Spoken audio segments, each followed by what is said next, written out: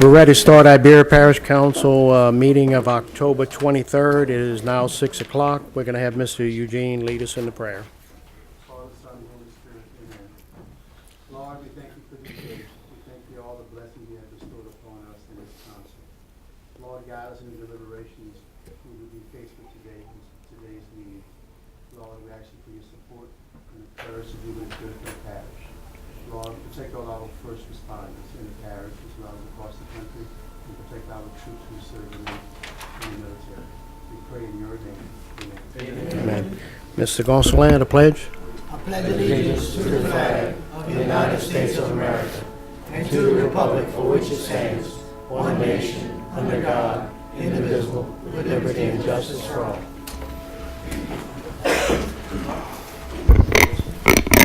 Roll call. Tommy Pollard. Here. Michael Landry. Here. Tommy Landry. Here. Lloyd Brown. Here. Warren Goshasing. Here. Natalie Broussard. Here. Paul Landry. Here. Ricky Gonsalas. Here. Joe Dugas. Eugene Olivier. Here. Brian Napier. Here. Frederick Francis. Marty Trahan. Here. Chad Macharan. Here.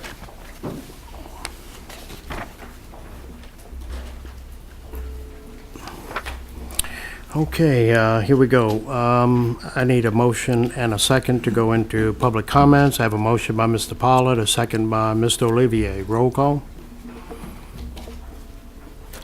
We're now in public comments. Public comments, the policy allows for 3 minutes per person. Item number 1, comments from the general public on non-agenda items. We had no papers turned in on that. Item number 2, comments from the general public on agenda items. A person's interested in being considered for appointment to parish boards, commissions to address the council. I don't see any at this time. So at this time, I'll ask for a motion and a second to go back into regular session. I have a motion by Ms. Broussard, a second by Mr. Brown. Roll call. Okay, we're now back in regular session. Reports, finance, and administration, none. Reports, parish and government agencies, none. Public Works reports. Item number 1, Public Works Department report for closed work orders dated September 30th to October 4th and the 7th to 11th, 2019 were in your packet. Item number 2, Public Works Department report for open work orders dated October 15th, 2019 were in your packet. Special business, we have none. And council member announcements. Is there any of the council? First up, Mr. Olivier. Mr. Eugene. Thank you, Paul. I'd like this opportunity to invite everyone to the ribbon cutting ceremony for the ball field at the Grand Mary Park in Grand Mary. The ceremony will be Tuesday the 29th at 10 a.m. in the morning. Thank you. Hope everybody heard. Okay. Say it again. Go ahead and say it again. Okay, we'll say it again. I'd like everyone to the ribbon cutting ceremony to in the Grand Mary Park for the dedicating of a new ball field that was built in the last few years. It's going to be a Tuesday the 29th at 10 o'clock in the morning at the Grand Mary Park in Grand Mary. Thank you. Okay, next up, Mr. Traum. Yes, I would like to take this opportunity to thank Mr. Herman Broussard for the years of work. This will be his last meeting. I wish him a happy retirement, wherever he is. Herman, thank you for the job you've done for us, and have a happy retirement. Come and visit sometime. I think we should give him a round of applause. Yes.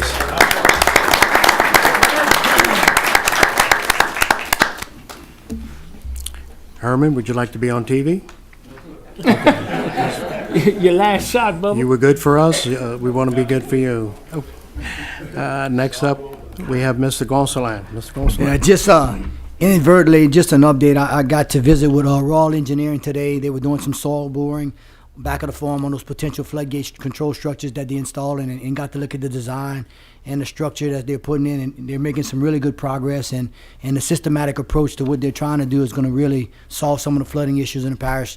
On a small note, it won't do a whole thing, but a big job. But I think after looking at it, what their plans are and what we're spending, what we're investing money in, it's really a good design that's going to work and benefit a lot of people in this parish. So I just got a good update from them today. Good. Ricky, which one I was behind People's right court tonight. Okay, the Peoples, okay. That's the one they, I talked Yeah, to them that's the one they're today. gonna start on first. Okay. Okay, seeing no other people, I will let the councilmans-elect that Mr. Andy Shealy and Mr. Dean Watney will be doing an orientation for the new council members, and any of us that would like to attend it, kind of go over the rules and things and how some of these functions work. And I went ahead and asked today, the Police Jury Association convention this year will be in Shreveport, the 12th to the 14th. So if anybody wants to put it in their calendars. And, yes, February 14th, 12th to 14th. So you can bring your wife and you can have Valentine's Day. Oh, I'm sure she'd like that. Next up, we have president's announcements. You're my favorite. For the litter abatement report for October 12, 2019, 35 bags of trash were picked up in the area of Romero Road and Melanson Road. We'd also like to announce that on November 12th at 6 p.m., Iberia Mental Health Initiative will present a free public program. Dr. Mary Margaret Gleason, professor of psychiatry, will speak about mental health issues in children. Please join her at the Slyman Theater, and I think there's more information that'll be presented by Dean Watney in the near future. We've had a lot of work that's been taking place in most of the districts, and although Marty's already thanked Herman, we would like to recognize Herman again. And again, as Marty said, tonight's the last parish council meeting that Herman will attend in his official capacity as the Public Works Director. After 33 years of service, he is retiring. I met Herman 4 years ago and have come to appreciate his intellect, integrity, and passion for doing what is right for this parish. We have some huge shoes to fill. I mean that metaphorically and also physically, because I think he wears a size 15. I'm not sure, but I think I speak for everyone when we say that he'll be missed. And again, although you've already applauded him, I would ask, just as a simple gesture of our appreciation, that we all again give him a round of applause.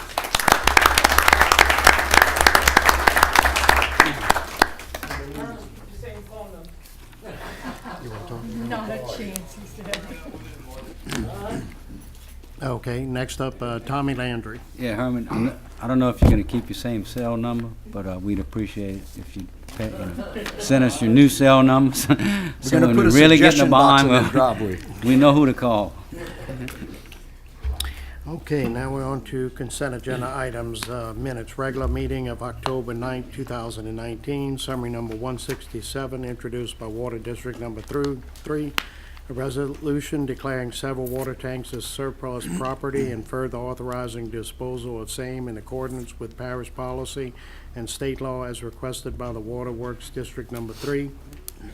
Summary number 168, introduced by Parish President, a resolution authorizing the Parish President to execute a memorandum of understanding by and between Iberia Parish Government and the City of West Monroe to utilize the West Monroe Convention Center as an emergency evacuation center upon Iberia Parish's declaration of an emergency and calling for mandatory evacuation of Iberia Parish effective until December 31st, 2021. Summary number 169, introduced by the Parish President, a resolution granting substantial completion to the Water System Improvements LCDBG Grant FY 2017 for Iberia Parish Government and Water Works District number 3 COTO project. All is completed by Neal Construction Company and recommended by project engineer Dubach Engineering Incorporated. Is there any of those items that we would like removed from the consent agendas? Seeing none, I have a motion by Tommy Landry and a second by Marty Trahan. Roll call. Okay, those items pass.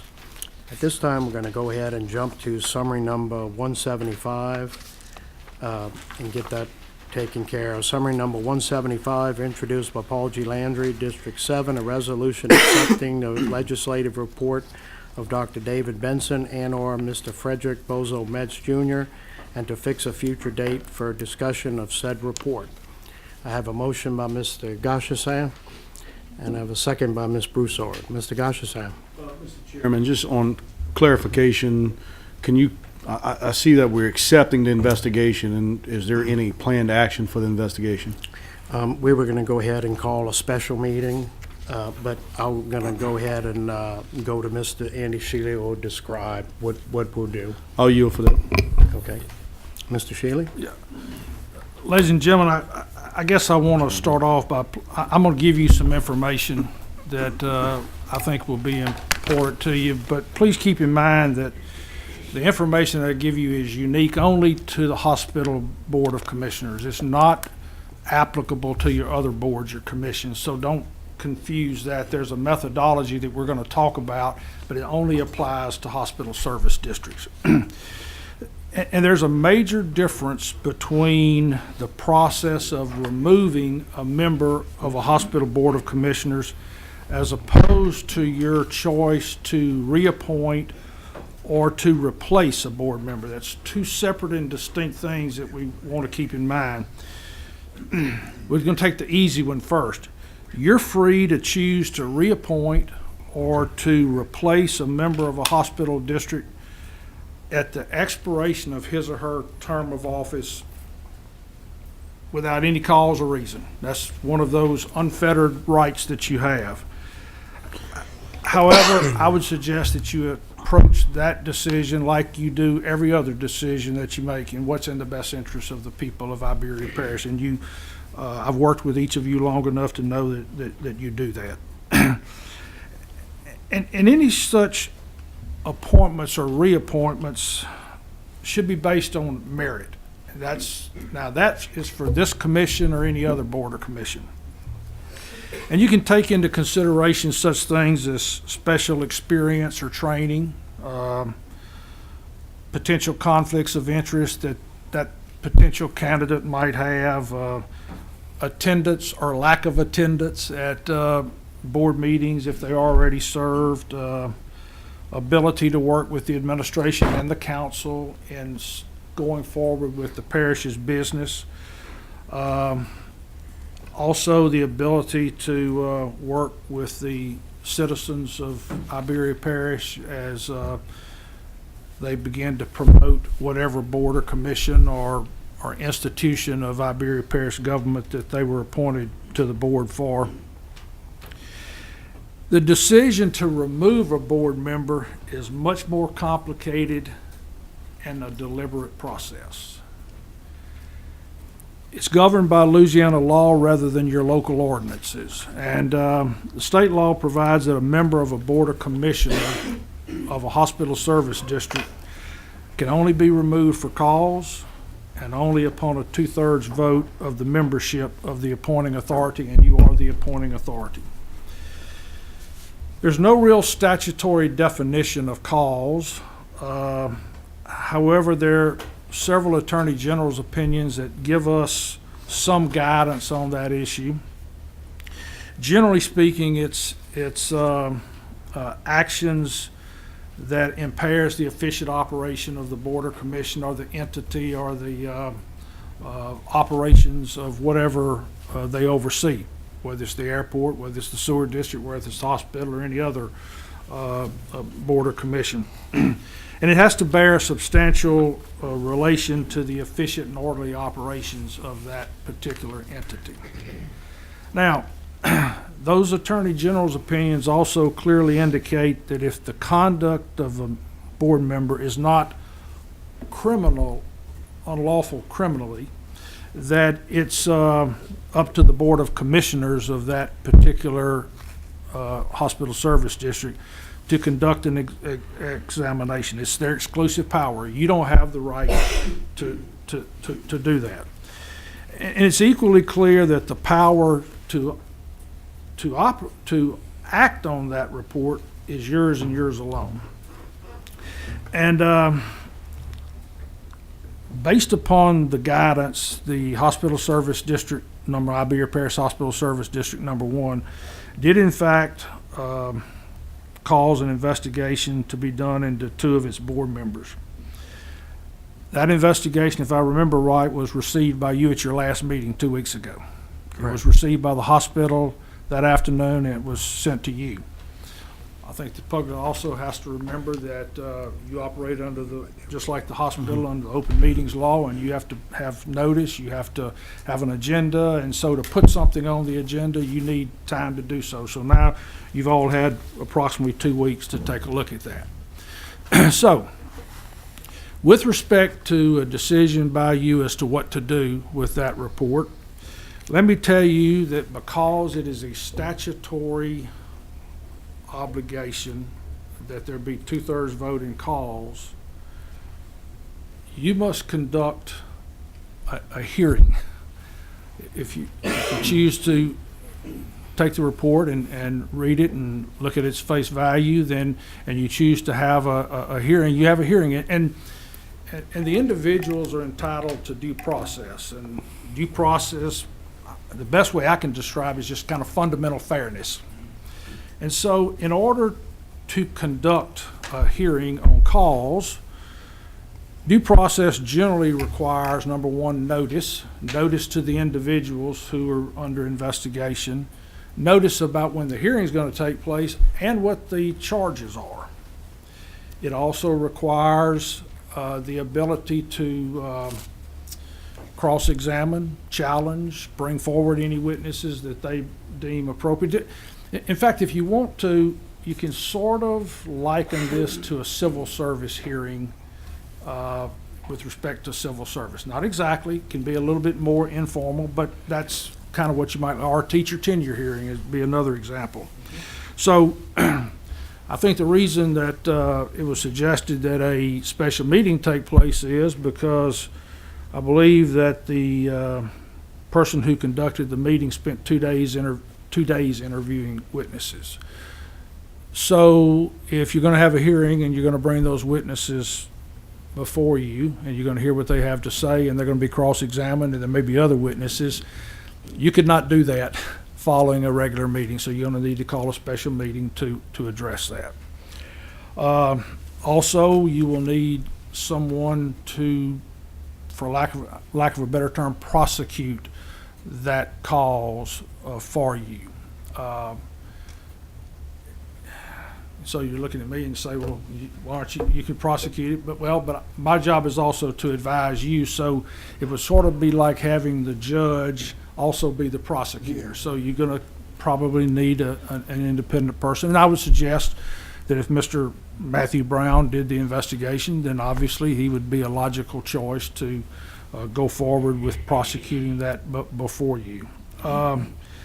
Also I think from some of the questions that have been asked of you and that I've heard is that there's some opinion that you can just pick up that report and look at it and say, all right, I'm going to vote to remove or not to remove. It's not that simple. And I want the public to know that there's a process that has to be followed. And so the fact that you received it 2 weeks ago and you now had a time to look at it, and this is the first meeting you've had since the October the 9th meeting, you have it on your agenda to at least consider what to do. So you are moving with due haste in light of the fact that you have requirements under the open meetings law to post your notices and to have an agenda and let the general public know what you're going to do. You also have the obligation to let the members that are under investigation know when you're going to act, give them the opportunity to be present and those kind of things. So I think that's sort of an overview. I think that's what Mr. Landry felt like that all of you wanted to know is kind of what would be an overview of the process of removal. I'd be glad to answer any questions that you have about the process. It's a little more in depth than what I thought it would be. I just kind of how it was written is accepting the investigation could be an issue with some of us. But Annie, just to ask you, not getting into the full detail of it, so it seems like we need definitely more than one special meeting to make this happen, correct? And then we would have to pay for a lawyer, additional costs. Someone to Correct. Well, that would be my suggestion. And what you might consider is, rather than maybe 2 special meetings, maybe have 2 days set aside. Okay. And you could recess, depending on how far you got during day 1, you could recess and begin on day 2.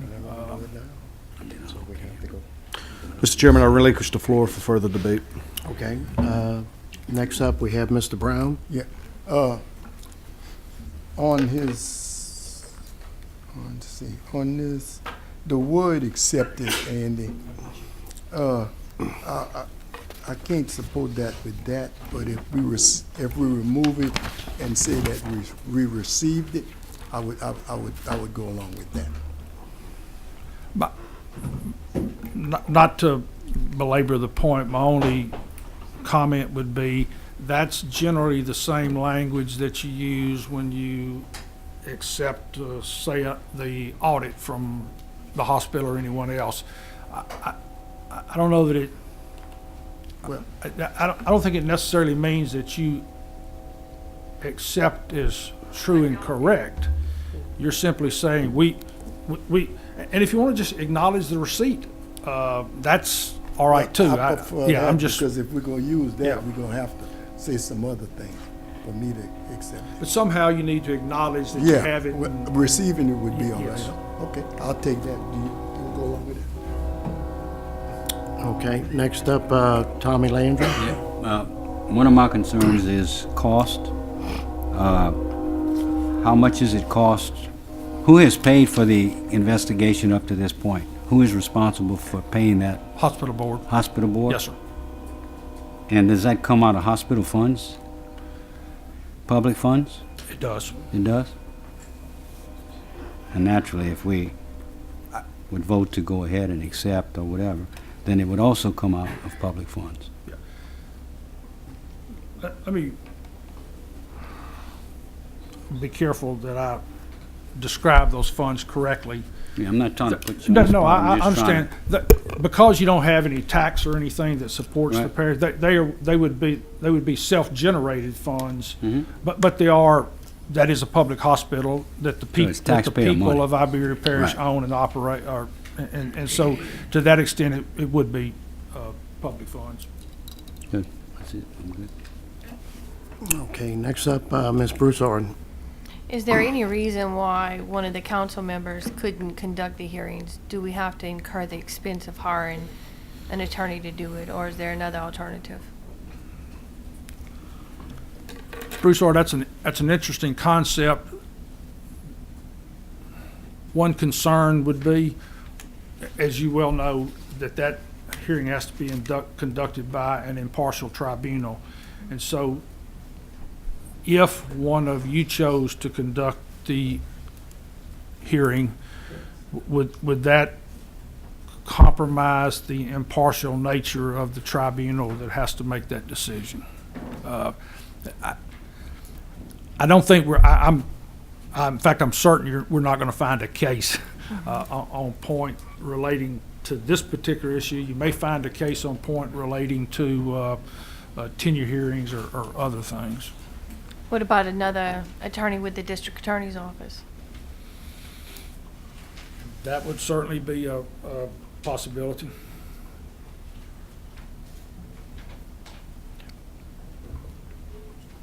Do we have to, I mean, we don't have to do a substitute to this to set the meeting. The chairman can call the special meeting, correct? Correct. Okay. Next up, Mr. Napier. Mr. Shealy, has this ever happened in parish government before that you know of? In this parish government or in all parish governments? Well, let's start with this one.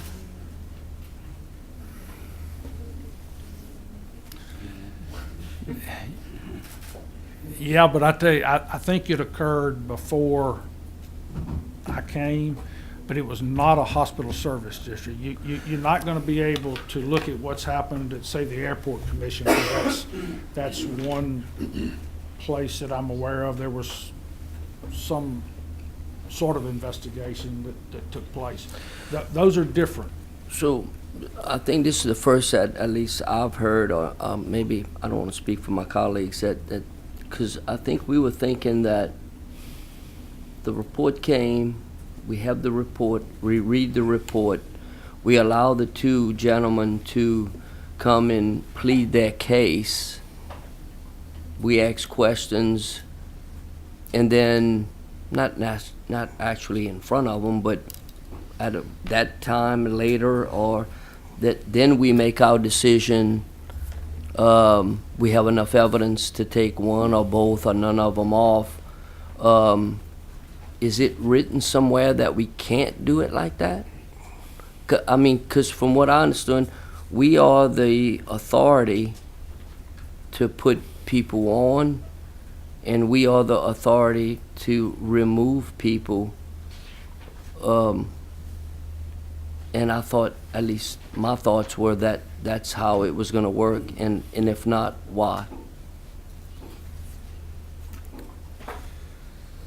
I knew this was not wise to start trying to have this discussion, not in the executive session, or at least I knew, but I thought it was important that the public know. Absolutely. kind of No, I'm glad we're doing it the in front of the process public. that would Right. be involved. Let me try to answer your question as best I can, keeping in mind that I don't want to give up the attorney-client privilege on some of these very close issues.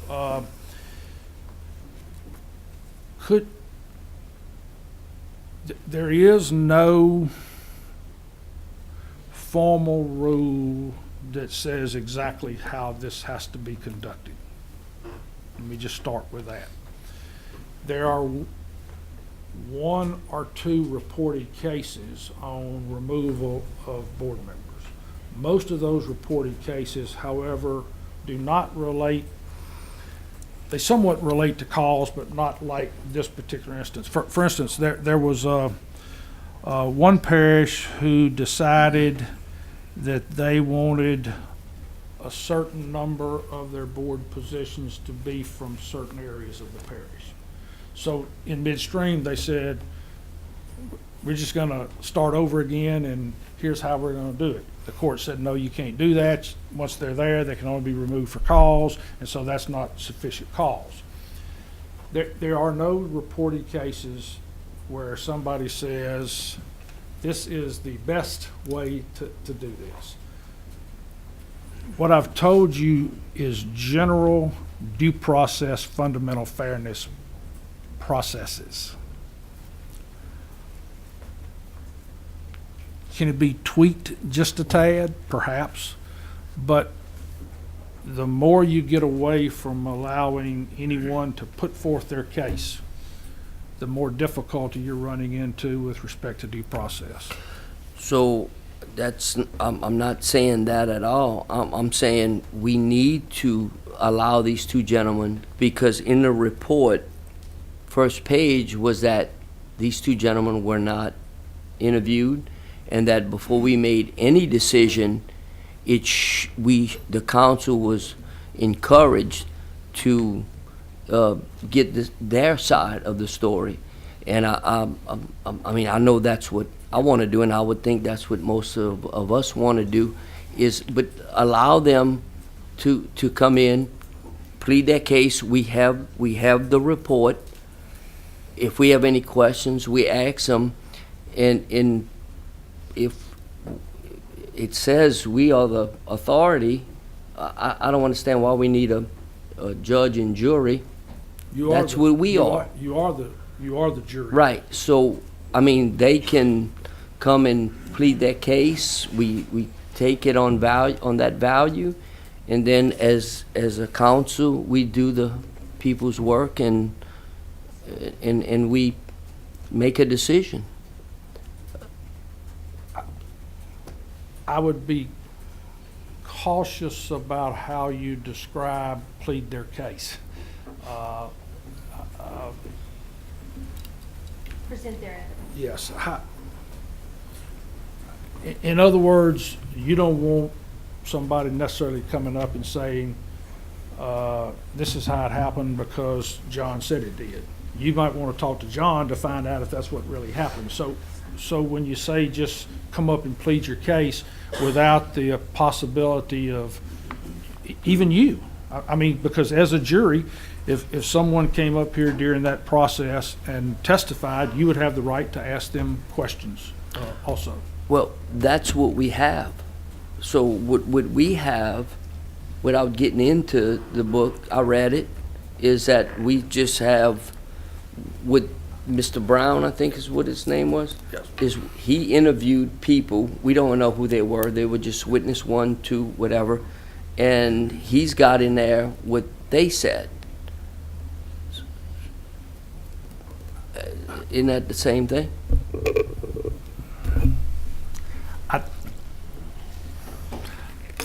I'm gonna say this a minute, come out right. I'm not going to be invited into a discussion about the merits of the report. I will say, if you read the report. Can I help you out a little bit? Yes, you may. Thank you. I think what Brian is asking is, we have all of those witnesses' statements. And I believe his question is, do we really need to bring all of these witnesses in here to repeat to us what they said to the investigator? Or is it sufficient that we just allow the two gentlemen to come in here and tell us their side of the story? And my response would be,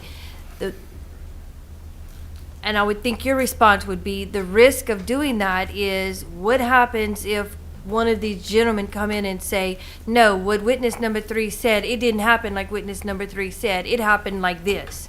And we don't have witness number 3 here for us to question them and to get the rest of the story from witness number 3. Well, and the same thing happened with the report. Well, that's why we need everybody, and we have the opportunity. Now, we might not have to listen to all 10 of the witnesses or all 12 of the witnesses, but I think we need the opportunity to have all of them available for us to get the big picture, the whole picture.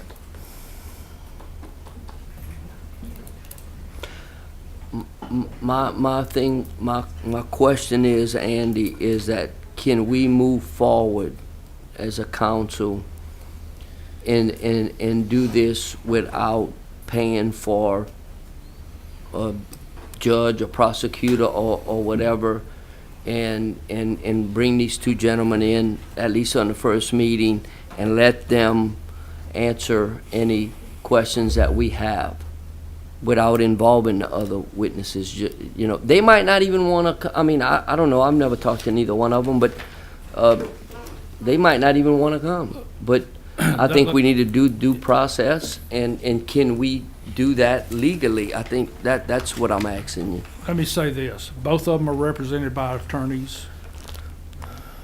I think any of you would presume that they would do everything possible to defend them by attacking the process, the evidence. Man, I don't know if we know that though, Andy. I mean, can you really sit there and say that?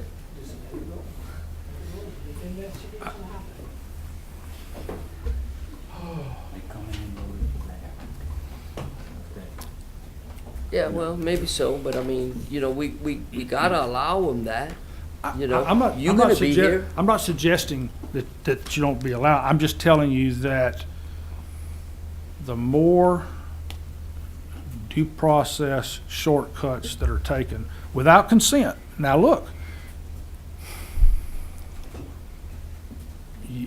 Can I help again? Both sides can always agree, or stipulate, but what do you Brian, think the chances of that happening? You've always heard that you have the right to confront your accusers. We have to give them the right to confront their accusers as well. That's what I'm saying. But if those witnesses are not here for them to be able to cross-examine and ask the questions, then we're depriving them of their right to confront their accusers. We're not the accusers. We're the jury. The thing is, Natalie, we don't know what they want. You speaking, you can't speak for them. No, we All can't I'm speak saying for is let them. We remain in regular order, Mr. Chairman. Yeah, Mr. Napier still has the floor. So my question is to Andy, is that, and I'm not speaking for no one else, I'm just asking a question, is that can we move forward and have a special meeting with the two gentlemen that have been part of this investigation and see, I mean, with us and with legal counsel, and see where that meeting goes. I mean, that's just my question. I'm not, legally, can we do that without getting a paid You, prosecutor? I think that approach would be prolonging the agony. That would be prolonging the agony? Yeah. To just come up here, okay, will you do this, will you do that? I think it's gonna set a hearing and move forward if that's what the council chooses to do. Okay, you answered my question. Thank you, Andy. Okay, Okay, next up, Mr. Tommy Landry. Andy, yes, sir. is it inferred that the district attorney is gonna do this for nothing? I'm sorry? Is it inferred that the district attorney, if they chose an assistant DA, would it be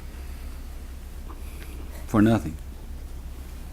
In other words, you think the DA's office is gonna? That would be a decision that Mr. Dewey would Yeah. have to make. I will say this. We strive to provide assistance to y'all. That's fine. I don't Yeah, have a at no problem with cost. it. I just, I don't but want it to be perceived yeah. that it's done for nothing. Yeah, I don't believe I'm in a position. And I know Yeah, you're commit not. to that. Just wanted your opinion. Next up, Michael Landry. And I heard what you said. I even heard what Natalie said about how you got a right to look at your accuser.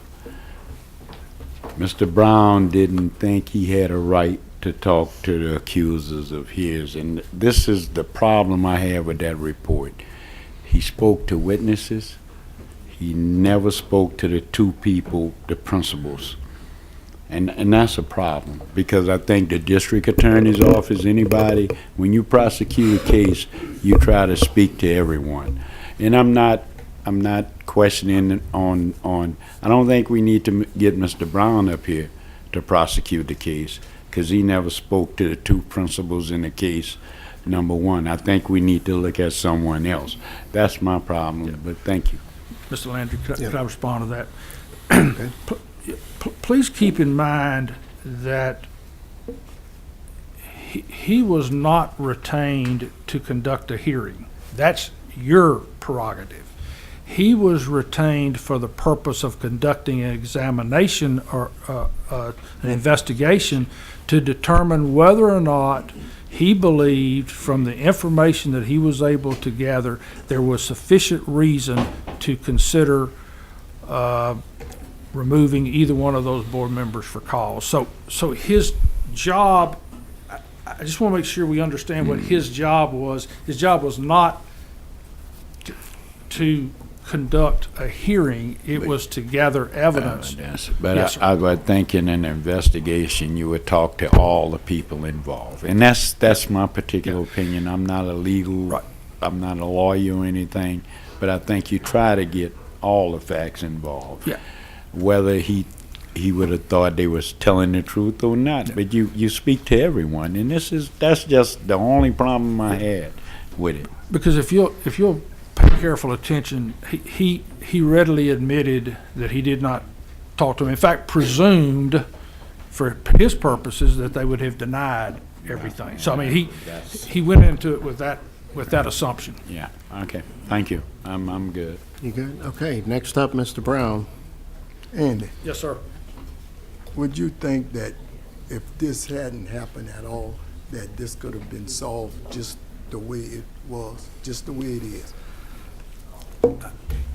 Quicker. I'm here to address the process. Well, I mean, the terms is up, and we would have been voting on this, is what they're trying to do now. Rather than this investigation, this is what held it up. And when it first came, we knew that it was gonna take some time to do this. We knew that. And now we're trying to rush it. I don't get that. I mean, if we'd have just left this alone, we'd have been just voting on the position. And I don't understand why got me in the crossfire here. I think the investigation was pushed forward by the hospital board, so I we understand, accept but it. if they brought it here, why did they brought it here for us to approve it? And that's why I said I wasn't approving, because we didn't need to. It was them, and they brought it in this court. Right, they say they gave it to the. And then they want us to rush it. We got all the time. That's the problem We got all I the hear. time you want. That's it, Mr. Brown? Yeah, that's it. Okay, Ms. Broussard. Mr. Brown, they didn't bring it to us to approve it. That's not what's on the agenda at all, approving it. They brought it to us, turned it over to us in accordance with the procedures, what was just explained to us. And we can go through a lot of ifs of why we're here. If none of the actions would have been committed, we wouldn't be here. If they would have resigned when the hospital board passed a resolution requesting their resignation, we wouldn't be here. I mean, there's a lot of ifs. I'm gonna let her responding. speak. I mean, there's a lot of ifs that would result of why we're here, but we're here, and I don't think anybody's rushing anybody. We've had the report for 2 weeks. Nobody's asking anybody to vote on this report or take any action tonight. We're proposing what kind of procedure we're going to go to make sure these individuals have due process. I mean, I don't see how there's any kind of rush to do anything. I would respectfully request that we, when the discussion is over, that we change the word from a resolution accepting to a resolution receiving, as Mr. Brown requested, and that the chairman set 2 nights to do the special meetings and invite the individuals here to do the hearing. I mean, if Mr. Napier, makes a point, we don't know how far this would go, so, the first night would be the beginning with them, and then we have the second night if the witnesses, if that's necessary. But we start with the 2 individuals, and then we go from there.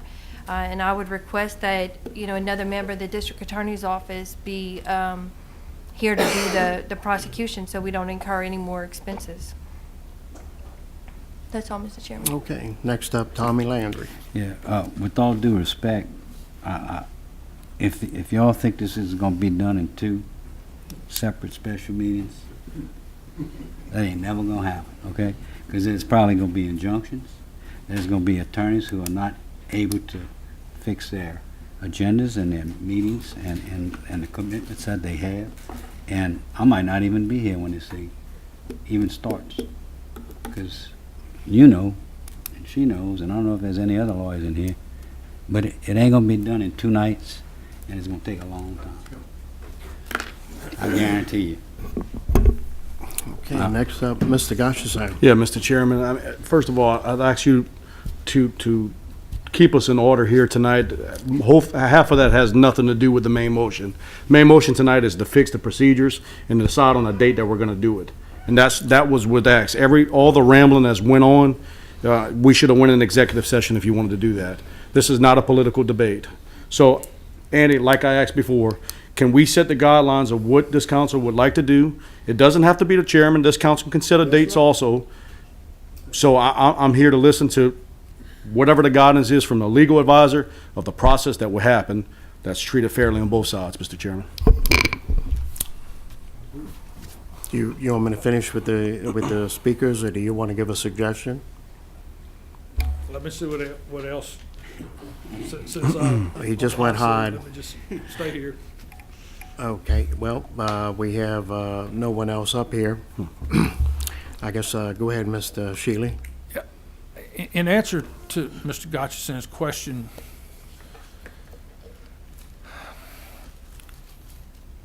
yes, you can set your procedure as long as it meets due process and fundamental fairness. And that process could change slightly based upon negotiations or discussions with the attorneys for those gentlemen. You know, they may agree to certain things. You know, I don't know. I just have to assume that this will be like most litigation. If we have rules, then rules protect the majority and the minority. And that's all I'm asking, is that we know what the rules are before we get into it. I'm good. I mean, as long as y'all, whatever the wishes of the council is. Well, I think, was that a motion that you had said earlier, changing the accepting to receiving? After the discussion on the. Oh, okay, Mr. Gonsalas up next. Patient, and excuse my voice, but patiently sitting here listening to the comments. If we read this resolution thoroughly, and the majority of this council voted to investigate the allegations that were done in the hospital, a vote no against this is just saying you wasted taxpayers' money. I mean, you voted to spend money for the investigation, so if you vote no tonight, you're saying just throw it in the garbage can? So, ladies and gentlemen, we have to move this forward. Whatever the procedure needs to be, we have to move it forward. And there's some good ideas here tonight, and we got to give due process. But in my opinion only, and that's Councilman for District 8, a vote no for this is unacceptable if you represent your taxpayers. I'm done. Okay. Mr. Napier. So Andy, I just want to, so this is going to be, which I am totally baffled on, this has got to be, it's got to be handled like a court hearing? Let me finish though. So at least from everything that I've read and where it says we the appointing authority, we the removing authority, you know, just to say, you know, because I'm not a lawyer by any means, but I've watched them on TV. They can delay here and delay here. Can they actually do this? And this is not really a court of law, so to say, with a judge and jury and all that.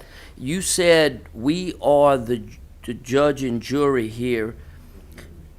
Huh? No? Oh, okay, well, so, I mean, it sounds like, I just want to understand that this is going to be like a courtroom where the judges can, you know, whatever y'all do, I don't know, but I'm just, does it have to be like that? Why can't those guys come in, they give us their take on it, if we want to bring the witnesses in, their take, why we gotta make this so complicated? Why we can't make it simple? Let me try to answer, but I think I already have. But Well, I'm sorry. no, that's Please all right. do it again. No, is it? I have described this much like a courtroom, much like litigation. However, it will be somewhat more informal. You're not going to have objections to, you know, I mean, it's going to be a more informal, but if you have to describe it, it looks more like, this process will look more like a courtroom. You are the decision maker. Call you a judge or Right. jury, whatever you want. You are the decision maker. Right. Somebody has to elicit that information to you for consideration. The two gentlemen. This, read that report. This goes way beyond, I don't know, it goes way beyond just the two gentlemen, you know, and look at what the grounds are. So you have a number of witnesses that were interviewed. And so this is not just about what the two gentlemen have to say. This is about what has brought you to this point. And the only way to get that out is through the testimony of a number of people. So, look. So and let me, could they ask for continuances? Could they, you know? Could they, that's what I was going to ask. They certainly can. Because Now, Mr. Landry made now- Mr. Tommy said that, you know, because they can draw it out and all that. If we set the days when it's gonna happen and how it's gonna happen, we can't let their lawyers come in, or even the witnesses' lawyers, if they bring them in, dictate how we run in this show, right? I hear you, but I think that all of you sitting around this table have experienced discussions in executive session about the progress of litigation that you're involved in. And so, I hope it's not. and so I'm just telling you that, Okay. and you know, you're kind of asking me to predict the future. Yeah, I'm sorry, Andy. I'm just, I didn't just think it wanted- was gonna be this crazy. I just wanted All to right. outline the, All right. of the process. I'm or done. what Thank it you, Mr. generally Chairman. should look like. Okay, next up, Ms. Broussard. I think, I mean, between whatever lawyer is prosecuting on our behalf and whatever lawyers are defending the individuals, that process is going to be established between you and those lawyers. And as the jury, we just sit back and listen to the evidence and the testimony that's presented, and then we make the decision. So I don't think that we necessarily have to set forth a process. That process is going to be done in and of itself. So at this time, I'd like to offer my amendment to the resolution. That would be a resolution instead of accepting, it would be receiving the investigative report and requesting the chairman to call the special meetings after consulting with legal counsel, that would get with the legal counsel for the individuals to try and get dates that everybody would be available. I don't think it would be in anybody's best interest for us to set dates tonight and not have any idea whether these attorneys are available or not. I think it would be better for the chairman to, in cooperation with Mr. Shealy, get those available dates and then set the meeting dates at that time. So that's the resolution that I would offer. Okay, anybody would like to second that?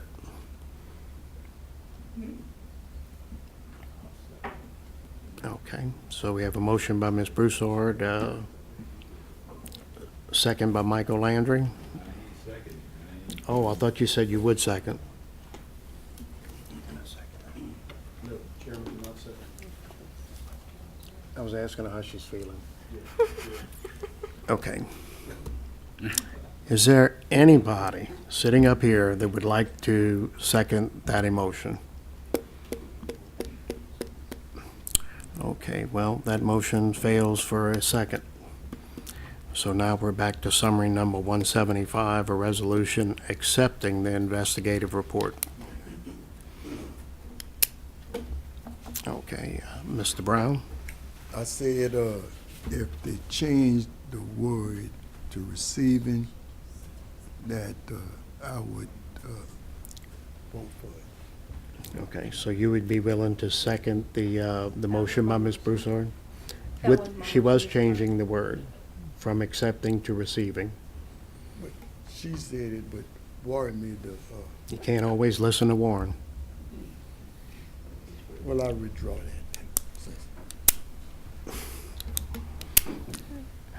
Okay, go back to Ms. Broussard. Ms. Broussard? Oh, I'm Okay.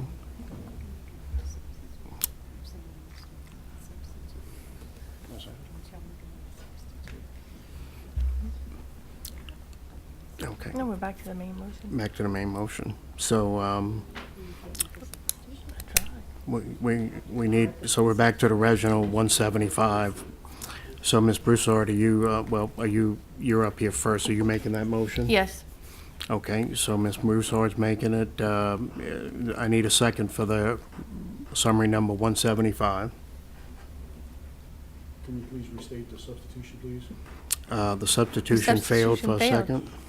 She said she's making, you just said she's making. Back to the main motion. Back to the main motion. But we don't need a first and a second on the main motion. We already have that. Okay, okay. So, now we have finished discussion? Mm-hmm. Okay, Mr. Gusherson? Yeah, Mr. Chairman, I'd like to make a substitute motion to include the receiving, just like Ms. Broussard did, but also allowing the clerk to get the available dates that people are aware of and get with legal counsel to schedule that for us as a substitution. So that Brenda would get with each of the council members or the clerk and decide what the days are best for everyone, and then we can move forward with dates that everybody, as general, is allowed to do. And we can go with that and start the investigation, or address the investigation. Okay. So we have a substitute motion with Mr. Warren said, and we have a second by Mr. Napier. Mr. Brown, we have further discussion? Okay, so roll call.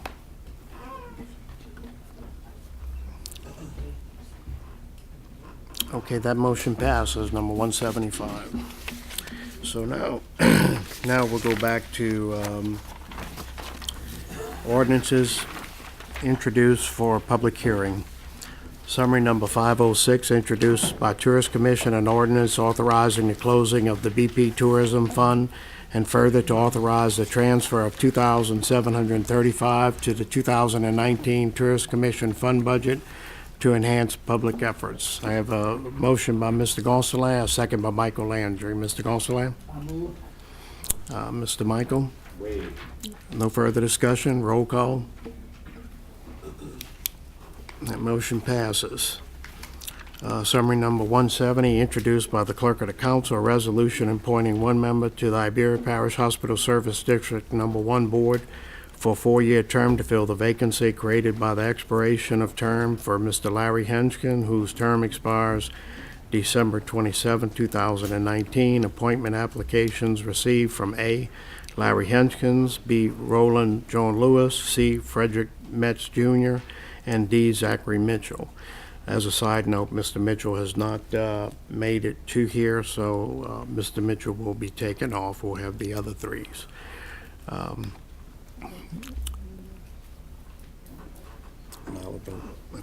Okay, no discussion.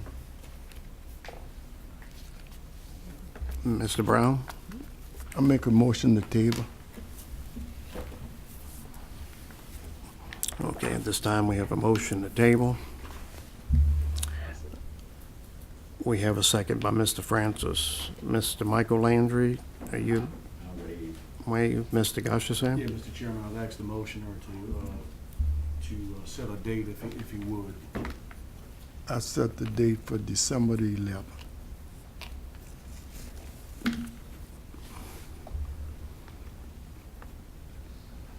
Okay, the date he asked for is December 11th. That'll be the first meeting in December. Is that good with the second, Mr.? Yes, it is. Okay. Let's see, next, Ms. Brown, you were finished? Yeah. Okay, next up, Mr. Napier. So, I agree with you, Mr. Brown, but depending on the outcome of, I mean, if we can get the investigation, it doesn't matter. 'Cause my thoughts here is, I agree with the table. I think we premature on appointing to the hospital board till we get this investigation done. I think the hospital paid money for this investigation. That should be, which is first and foremost on this council's agenda before we start appointing. And that's why I'm gonna support the table, Mr. Brown, but I would hope that hopefully the chairman will push forward the investigation so we can get that done before we make the appointments. Thank you, Mr. Chairman. Okay, on a side note to that, the clerk will be getting the dates, but remember, it's gonna take all the attorneys lining up to get the same date, so I don't know how fast that's gonna end up moving. Let's see, next up is Ms. Broussard. I just want to speak out against the table. There's a lot of chaos that's going on at the hospital as a result of the resignation of their CEO. We have an interim CEO. We're trying to hire a new CEO, and if this council is incapable of making decisions and protecting the hospital and moving forward, I think it's going to be detrimental to the hospital, and it'll be detrimental to their efforts to recruit new doctors to fill the CEO position, and I think we're doing an injustice to our community. That's all I have, Mr. Chairman. Okay, next up, Michael Landry. I do think that those appointments don't take effect till December 27th. So whether they hire a CEO tomorrow or December the 27th, it's going to be the board that's sitting on now. So that's my problem with what you said. I'm good.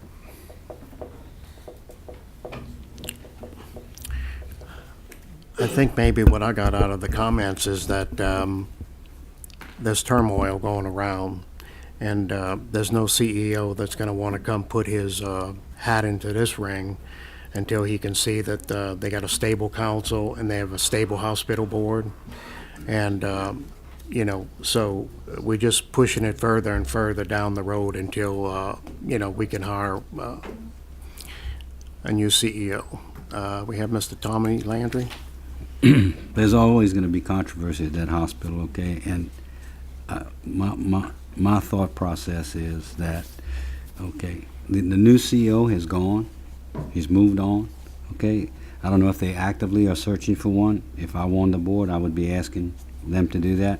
There are a lot of problems at that board, at that hospital, and it's not just on the board that those that those problems are occurring. There's a lot of issues there that need to be resolved. Okay, and we need good board members, and we need board members who ask questions, who ask the right questions, and a lot of questions have not been answered, and that's the reason we're here today, and I can guarantee you, and that's all I have to say. And I would have to comment on that, Mr. Tommy, that we did, we hear things in the community and things like that, but we did create a liaison committee between, the council, the hospital board, and the doctors, and a lot of those were being knocked out. I think with the resolution of the CEO, it kind of threw everything up all around and everything. So I think if we could stabilize everything and then go through that process, I think a lot of those things could be worked out. It would be a way for you to, without going in front of their hospital board, contact one of us, and we would bring it to the committee. And, I hopefully thought we were knocking them out. But, so, any other discussion? Okay, so we're voting on 170, and that was the substitute motion by Mr. Gashasam? Mr. Brown, okay. Okay, for deletion to table. Okay, and we're on 170, right? Okay, roll call. Substitute to table. That motion passes to table. Okay, summary number 171, introduced by the clerk of the council, a resolution appointing one member to the Iberia Parish Hospital Service District Number 1 Board for a 4-year term to fill a vacancy created by the expiration of term of Mr. Frederick Metz Jr., whose term expires December 27, 2019. Appointment applications received from A. Larry Henskins, B. Roland John Lewis, C. Frederick G. Metz Jr., and D. Zachary Mitchell. As a reminder, Mr. Mitchell did not make the speaking arrangements, so we are looking at voting on A, B, and C. We have Mr. Brown up. Mr. Brown?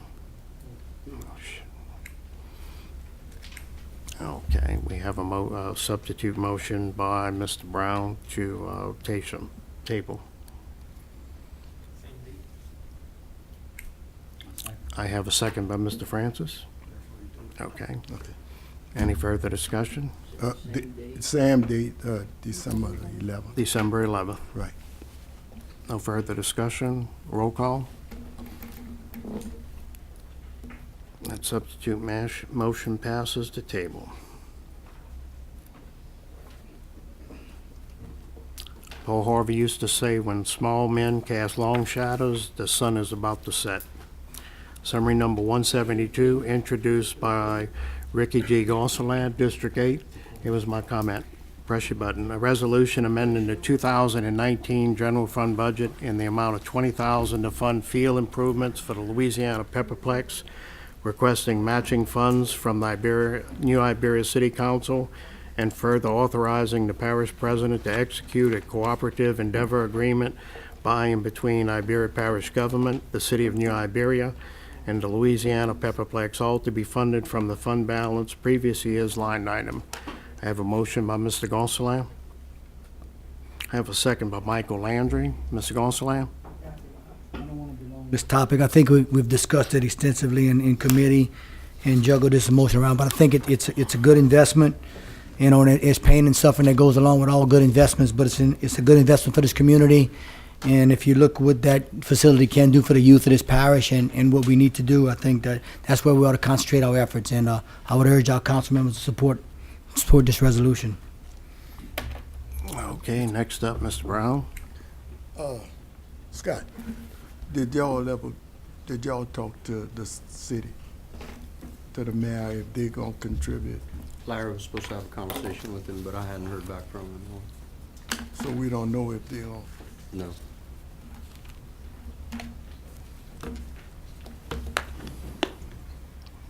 Next up, Ms. Broussard. Kim, what impact is this gonna have on the general fund if it comes out of the general fund? A decrease of 20,000. That's obvious. It's I mean, gonna decrease our fund balance by 20,000. Can the general fund handle that is what I'm asking. I mean, what's we're the gonna go- administration's position on that? I mean, he didn't tell me one way or another. He was supposed to get back with us after he talked to Freddie, but I hadn't heard back from him. He's out of town right now. I mean, it'll reduce fund balance by $20,000. We're going through general fund on Monday night. And what's our fund balance look like? 19. We have it right here. Isn't it 19 circle? Yeah, I can't remember. I think the unreserved portion is about $1.5 million, $1.4 million. I'll look that up.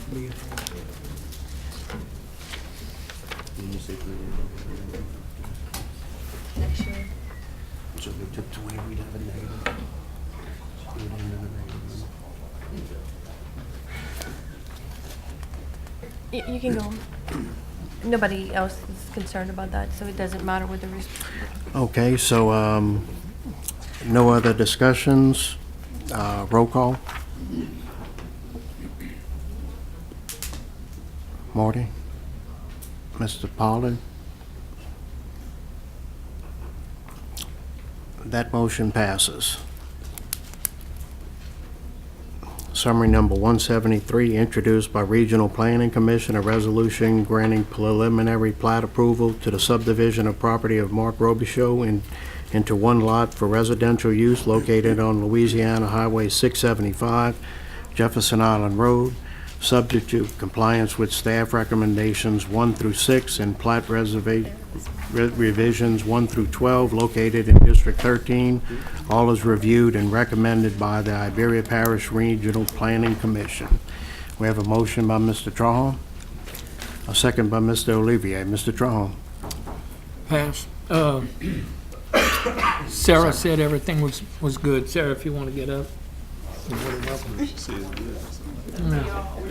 I just want y'all to hear it from her. I heard it from her. Just give a thumbs up, Tricia. Thumbs up. As long as you pass it with those recommendations and the plat revisions, you're good. Mr. Olivier? No further discussion. Roll call. And motion passes. Summary number 174, introduced by Regional Planning Commission, a resolution granting preliminary plat approval to the partition of property of Aldrin Maya, tracks 3 and 4, located at 3908 and 3914 Northside Road, subject to compliance with staff recommendation 1 and plat revisions 1 through 6, located in District 8, all as reviewed and recommended by the Iberia Parish Regional Planning Commission. Have a motion by Mr. Napier, a second by Mr. Gonsalas. Mr. Napier.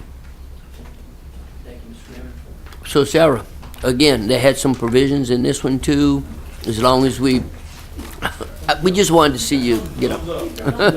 Well, I just want to make, I'm sorry, Sarah. It's okay. Just, yeah, I mean, I know they had some provisions in there that if this needs to be Yeah, done, y'all this gonna is make a- sure, y'all gonna follow through and make sure that gets done if we, Yes, if I we will. approve it. Actually, those conditions have already been done. I actually okay. we're waiting on this to happen for us to record it. So, Okay, so like we they're good. ahead of the Okay. game. Yeah. All right, thank you, Sarah. You're welcome. Thank you, Mr. Chairman. Okay, next up, Mr. Gonsalas. Ricky, I'm good with that. you good? No further discussion, roll call. That motion passes. Let's see if I can pass a motion to adjourn. Motion to adjourn? Okay, 5-minute break.